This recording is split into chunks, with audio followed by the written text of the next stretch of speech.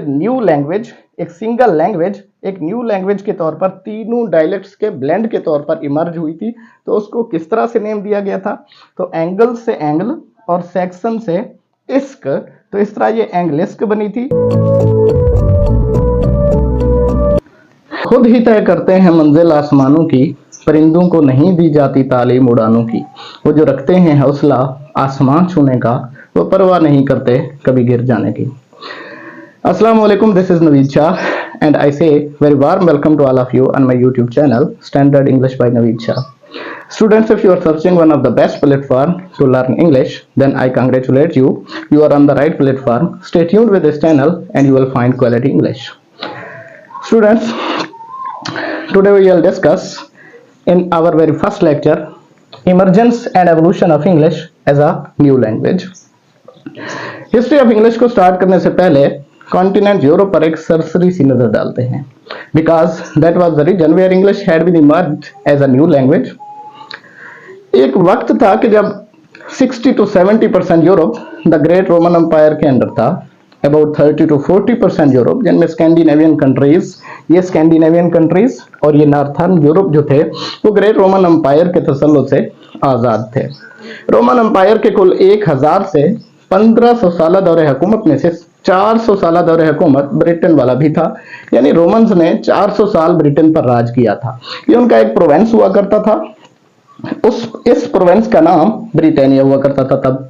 तो जिस तरह हर उरूज को एक जिवाल होता है, तो बिल्कुल इसी तरह 5th सेंचुरी के आगाज में 400 साल हुकूमत करने वाले रोमन्स के पांव ब्रिटेन से उखड़ने लगे और नेक्स्ट 5th सेंचुरी तक वो ब्रिटेन से निकल गए। तो इस तरह ब्रिटेन में गवर्नेंस का एक वैक्यूम क्रिएट हुआ। तो इस गैप को फिल करने के लिए पड़ोसी मुल्क से 2 Germanic tribes angles and sections ने ब्रिटेन पर धावा बोल दिया। उनके साथ ज्यूट्स भी थे। तो इस तरह जो इन्वेडर्स थे इन एग्रीगेट वो थे एंगल्स, सेक्शन एंड ज्यूट्स, जिन्होंने ब्रिटेन पर धावा बोला था।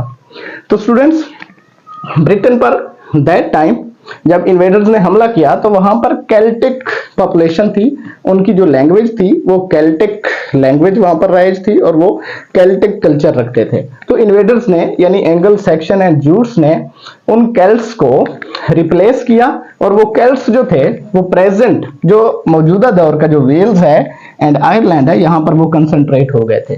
तो तब अगर देखा जाए तो चूंकि वो इनके साथ मिक्सअप नहीं हुए थे, ब्रिटेन यहाँ पर ब्रिटेन के अंदर angles and section and Jutes, सिर्फ ये 3 ट्राइब्स यहाँ पर कॉलोनियलाइज्ड हुए थे।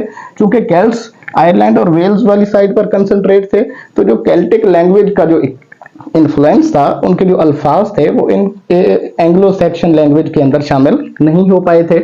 तो इन्वेडर्स चूंकि ब्रिटेन के अंदर कॉलोनियलाइज्ड हो गए, तो इन्वेडर्स के अंदर 3 ट्राइब्स थे, एंगल, सेक्शन एंड ज्यूट्स। तो हर ट्राइब के पास अपने अपने डायलेक्ट्स थे। तो जब वो आपस में रहने लगे तो उनकी कम्युनिकेशन होती थी एट द डेली बेसिस। तो तब उनके जो डायलेक्ट्स थे वो आपस में मिक्सअप हो गए थे।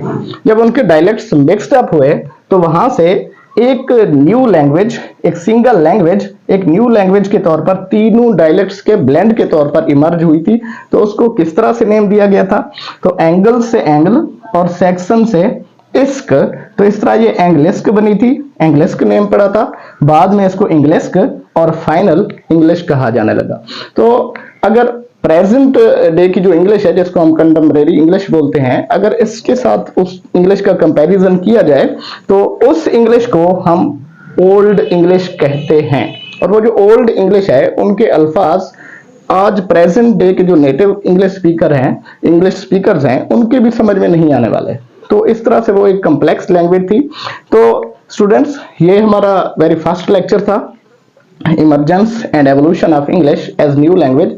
इस लेक्चर के अंदर हमने सिर्फ जाना emergence of English as a new language.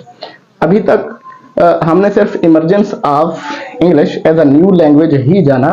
तो इसकी एवोल्यूशन दैट टाइम से लेकर आज प्रेजेंट 2025 तक इसके अंदर कब कब, कहां कहां और कैसे कैसे और क्या क्या तब्दीलियां आई, वो देखिए हमारे नेक्स्ट लेक्चर में, जिसके अंदर हम ये कंप्लीट करेंगे emergence and evolution of English as a new language.